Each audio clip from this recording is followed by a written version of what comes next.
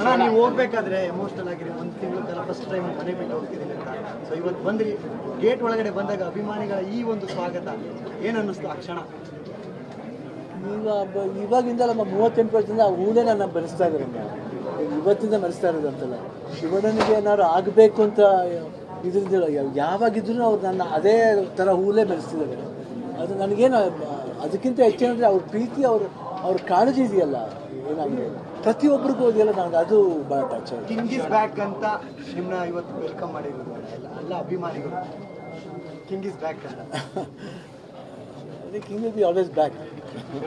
Particular ಆಗಿ ಒಂದಿಷ್ಟು ಪಾತ್ರಗಳ ಮುಖಾಂತರ ಅಭಿಮಾನಿಗಳಿಗೆ ಇನ್ಸ್ಪಿರೇಷನ್ ಆಗುವಂತ ಬೇರೆ ಇರುತ್ತೆ.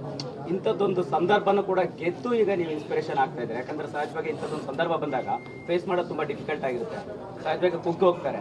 ಸೊ ಅಂತ ಸಂದರ್ಭಗಳನ್ನು ಫೇಸ್ ಮಾಡೋರ್ಗೂ ಕೂಡ ಈ ಸಿಚುವೇಶನ್ ಇನ್ಸ್ಪಿರೇಷನ್ ಆಯ್ತು. ಧೈರ್ಯ ಕೊಡೋರು ಇವರು ಜಾಸ್ತಿ ಮನೆಯವರು ಇಲ್ಲೇ ಪಕ್ಕದಲ್ಲೇ ಇದ್ದಾರೆ.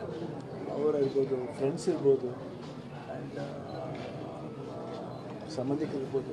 ಎಸ್ಪೆಷಲಿ ನಮ್ಮ ಫ್ರೆಂಡ್ಸ್ ಸರ್ಕಲ್ ತುಂಬ ಜನ ಇದ್ದಾರೆ. ಆ ಥರ ವರುಣ್ ಇರ್ಬೋದು, ಇಲ್ಲ ನಮ್ಮ DKD ಒಂದು ಬ್ಲಾಕ್ ಇದೆ, ಅನುಶ್ರೀ ಇರ್ಬೋದು, ಅಕ್ಷಿತಾ, ಚಿನಿ ಪ್ರಕಾಶ್ ಅವರು, ವಿಜಯರಾಘವೇಂದ್ರ ಅವರೆಲ್ಲ ಶೂಟ್ ನಡೀತಿರ್ಬೇಕಾದ್ರೆ. ಆಮೇಲೆ ಅರ್ಜುನ್ ಜನ್ಯ, ರಮೇಶ್ ರೆಡ್ಡಿ ಅವರು, ಶ್ರೀಕಾಂತ್ ಇರ್ಬೋದು, ಎಲ್ಲರೂ ಬೇರೆ ನಾಗಿ, ಪುನೀತ್, ತುಂಬ ಜನ they are always behind.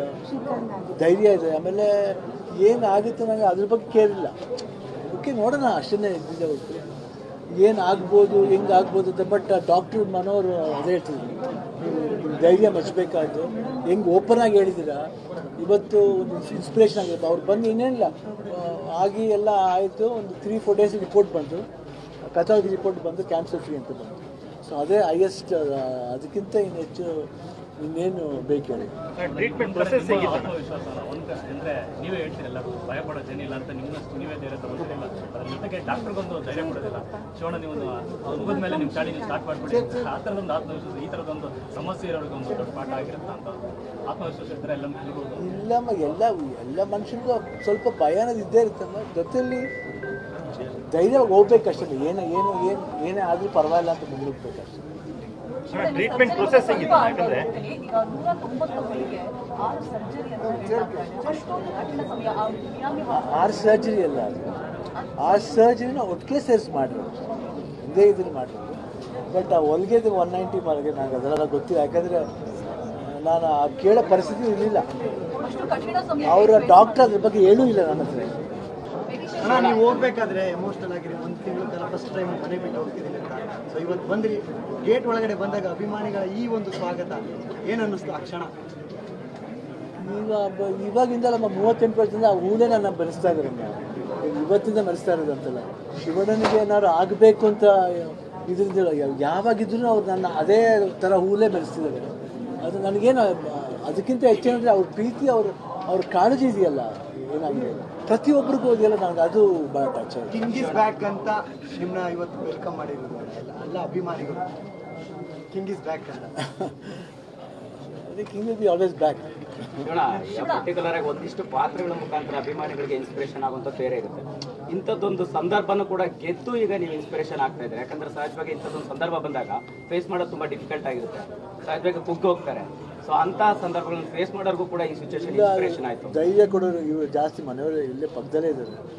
ಅವರಿರ್ಬೋದು, friends ಇರ್ಬೋದು, ಆ್ಯಂಡ್ ಸಂಬಂಧಿಕರು ಇರ್ಬೋದು.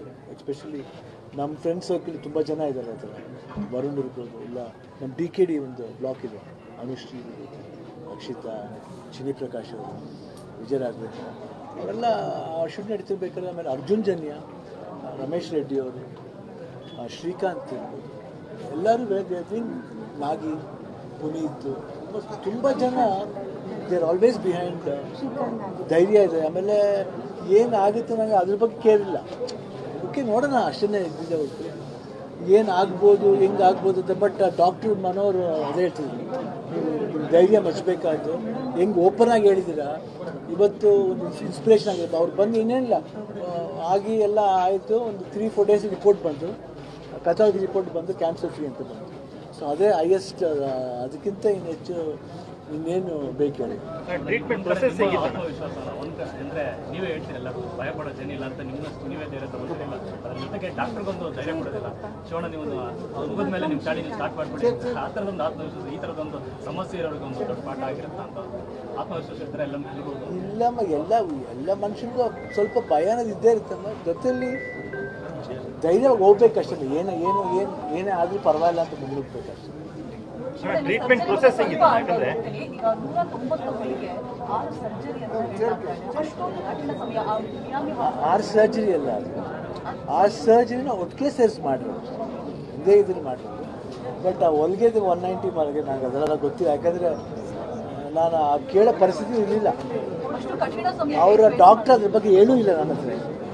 ಹೆಚ್ಚಿನ ವಿಡಿಯೋಗಳಿಗೆ ಪ್ರತಿಧ್ವನಿ ಯೂಟ್ಯೂಬ್ ಚಾನೆಲ್ ಸಬ್ಸ್ಕ್ರೈಬ್ ಮಾಡಿ, ಬೆಲ್ ಐಕಾನ್ ಕ್ಲಿಕ್ ಮಾಡಿ.